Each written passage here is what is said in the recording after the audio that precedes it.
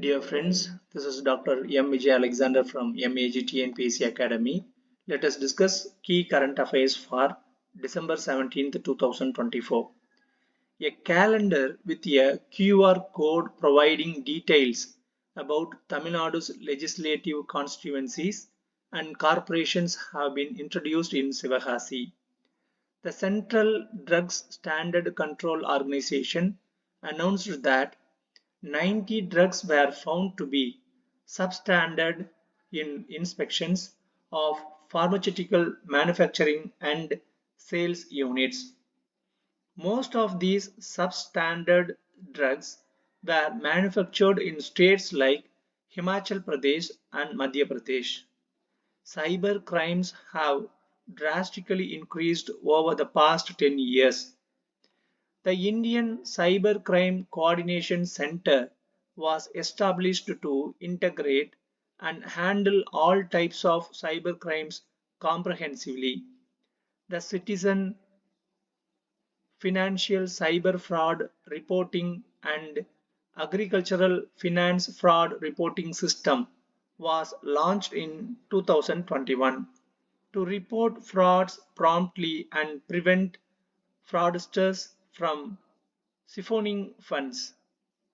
A toll-free helpline number 1930 has been introduced for filing complaints. If a forced money transfer is identified as fraud, reporting it within 24 hours can lead to the freezing of the bank account where the money was transferred.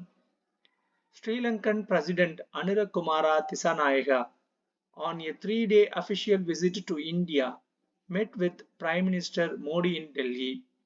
Their discussions included resolving the fishermen's issue through dialogue and constructive actions. Tissanayake expressing gratitude for India's support during Sri Lanka's severe economic crisis in 2022. Modi emphasizing India's full support for timely completion of development projects for Malaya Tamils and Malayaha Tamils and Eastern Province and urging Sri Lanka to fulfill its commitments to Tamil people through provincial elections. Agreement to hold talks on restructuring Sri Lanka's debt with officials from both nations tasked with arranging discussions. The importance of handling the fishermen's issue humanly and avoiding harsh actions or violence against them.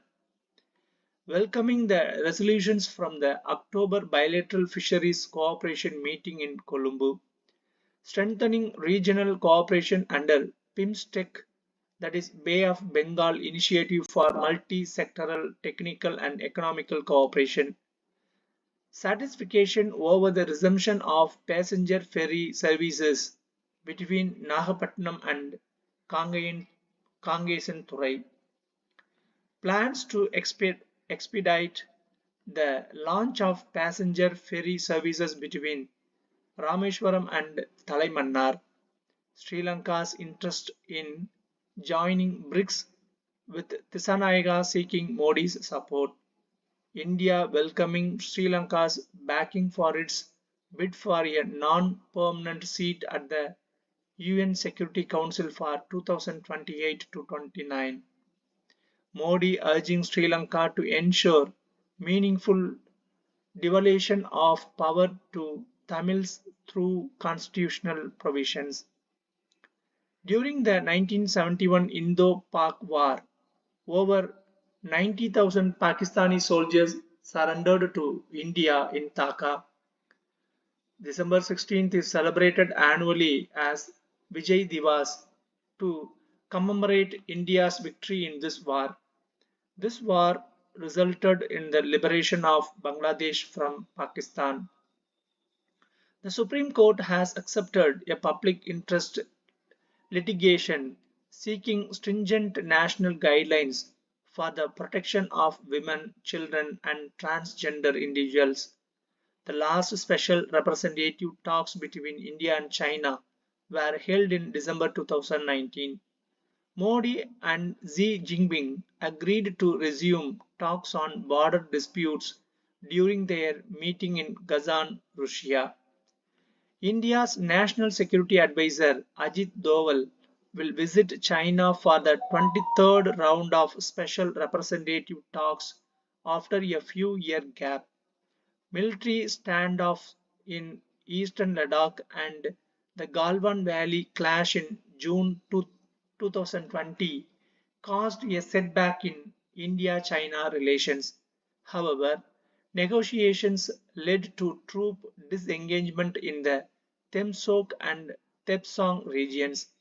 Modi and Xi held talks in Gazan after reaching an agreement on troop disengagement. The One Nation, One Election bill is set to be tabled in the Lok Sabha on December 17th.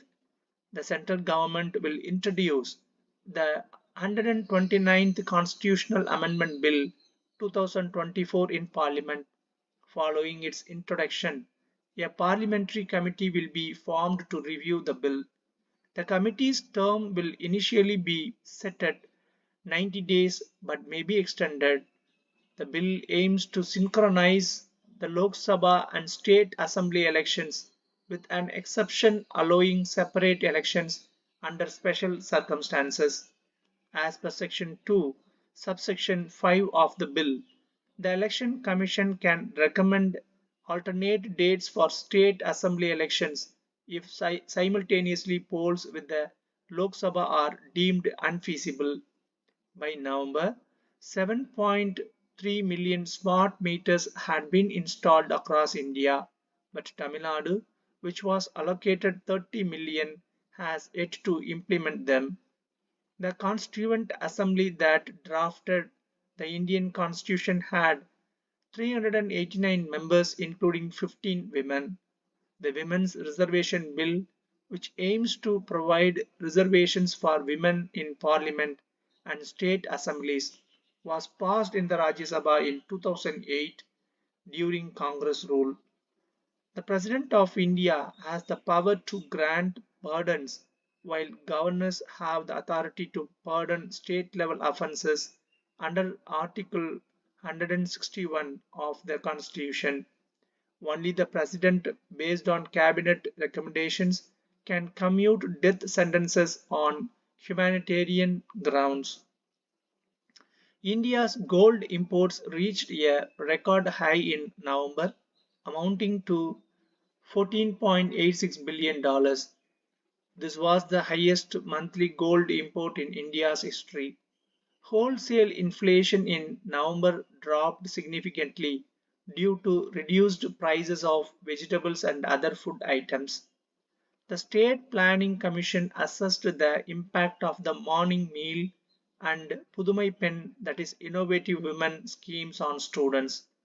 The morning meal scheme is implemented in 34,987 government and aided primary schools, benefiting 2.73 million children daily. A study in 100 schools found that the scheme improved student punctuality, classroom engagement, and retention of past lessons. The Pudumai Pen scheme, which provides Rs 1,000 per month to female college students, was also evaluated. Surveys were conducted among 5,095 students from 84 educational institutions across 8 districts. The scheme benefited rural students more than urban students. About 99.2% of beneficiaries were from backward, most backward, and marginalized tribal communities. Around 3% of beneficiaries had lost either one or both parents. About 27.6% came from agricultural families, while 39.3% were from non-agricultural backgrounds. The scheme enabled many students to pursue engineering education. The numeracy and literacy program for classes 1 to 5 was found to have improved primary education quality. The Chief Minister M.K. Stalin laid the foundation stone for a 1,500 crore footwear manufacturing plant at Sipcot Panapakam Industrial Park in Ranipet district. The Taiwanese company Hongfu Group will set up the plant, creating 25,000 jobs. Tamil Nadu, previously ranked second in India for medical college seats, has now dropped to third place. The Tamil Nadu government clarified that domestic electricity tariffs in the state are lower than in other states. The state provides free electricity for farmers and handloom weavers, along with 100 units of free electricity for all households. CM Stalin warned that the one nation, one election policy could diminish the importance of state assembly elections. The Tamil Nadu Legislative Assembly is currently in its 16th term. Governor R. N. Ravi will announce the first session of the Assembly for 2025. The 2025-26 general and agricultural budgets will be presented and passed during this session. The Health Department has mandated that all hospitals upload pregnant women's health data onto the PIGME website. Over 900 hospitals, maternity centers, and clinics have been instructed to comply. The Public Health Department has launched a special initiative to identify and provide safe maternal care for high risk pregnancies. In the Wagner Cup table tennis tournament held for the first time in Norway, the Asia team, including India's Manika Batra, defeated the world team and emerged victorious. The family of renowned tabla musician Zakir Hussain has announced that he has passed away at a hospital in San Francisco, USA. Thank you.